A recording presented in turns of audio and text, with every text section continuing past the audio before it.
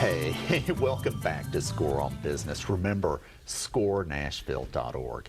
Okay, our next guest is Tom Starling. Tom, thanks for being here. Thank you, Pete.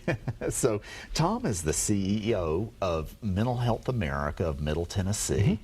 And Tom became CEO in 2009 during the worst economy since the Great Depression.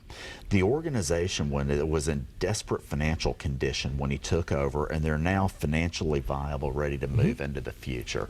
That's a great story. Well, any nonprofit that's alive and survived past 2010, they either have a great story or no story to tell. So we're very fortunate. And to take it over when you got it, there were challenges. So, tell us about before we get to that, tell us about the services that Mental Health America, you are a nonprofit, and what do you do for the community? I appreciate you asking about that, because mental health to me was such an unknown. I'm not a clinician, and I always thought mental health is either something you have or don't have. Right. And what I learned is that through divorce, workplace stress, returning from war, and so our agency really does everything except direct services like counseling or respite. I tell people we do everything from the womb to the tomb. So that's Alzheimer's support, and we teach loved ones how to care for their aging parents. We'll go into businesses and talk about workplace stress. So for like lunch and learns. Lunch and learns or professional. There's no charge for that? There's not. There's not. Yeah, that's great. So you'll go and do a lunch and learn, no charge, and talk about caring for elder patients, stress, anxiety, workplace depression. Absenteeism is a big deal, but so is now presenteeism, which is people showing up, but they're so drained and there's so much on them. How can you re-engage those employees? And then one of our best known programs features IC Hope. And this is our little duck known as IC Hope. What we do, we go into the schools and we teach children that mental illnesses are real and treatable, and that every life is worth saving with this life preserver. And we talk to them about managing bullies and bad days and anger management. All of these, it's just so successful in that it teaches children to pay attention to themselves and their friends and to respect the school. It really helps.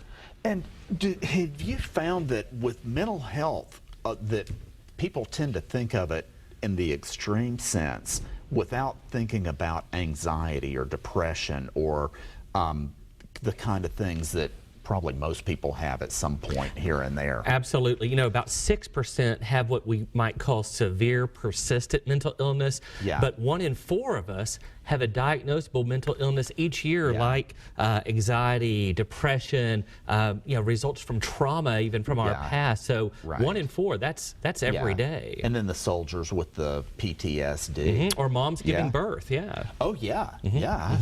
So getting back to kind of the business side a little bit, you're not a business, but what were some of the tough decisions you had to deal with when you came in? With the turnaround, it was tough, and it was really a multi-pronged approach.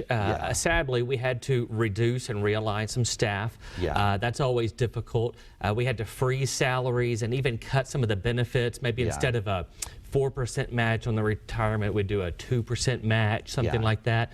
We went as far as saying, look, we're not going to provide the coffee service or the filtered water, and we would just bring in our Mr. Coffee and start doing it ourselves.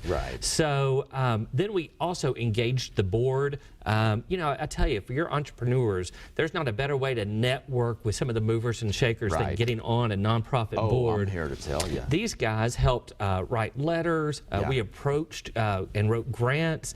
And then we even had to renegotiate our lease temporarily until we could kind of get the heck out of Dodge and relocate to where instead of paying $88,000 in rent, we were paying $40,000 in rent. And that's, hey, we're a nonprofit, so it worked out though. And within 9 months, we had the turnaround solid, and today we have a nice operating reserve, but we got down to where we had 2 days of operating cash on hand. So it's nice to get some sleep these days. Okay, well, hey, we're going to take a quick break. All right. Ladies and gentlemen, scorenashville.org. We'll be right back.